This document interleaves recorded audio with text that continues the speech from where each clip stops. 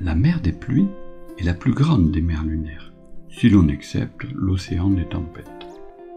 Elle est située ici et son périmètre arrondi est facilement détectable.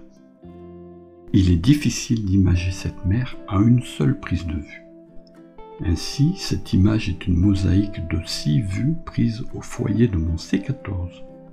Et encore manque-t-il un peu de sa bordure occidentale qui se dilue dans l'océan des tempêtes. La naissance de la mer des pluies fut bouleversante au sens étymologique du terme. Dans l'ouvrage de Wood signalé en référence, l'artiste dessinateur Don Davis a représenté le bassin de la mer des pluies après sa création.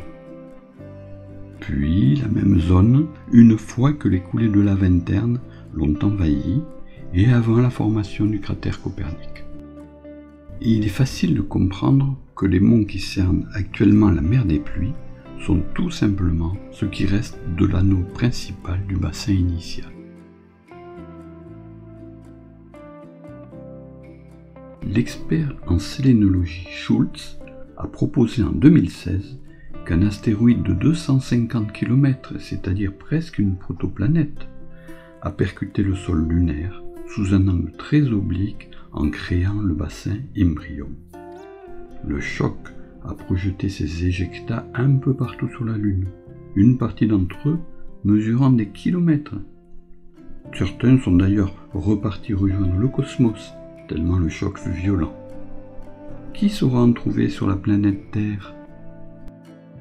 Sur cette image, nous allons représenter les 3 anneaux de l'impact, tels que Schultz les a situés. Le premier est parfaitement défini par l'arc de cercle Mont Carpath, Mont Apennin, Mont Caucase.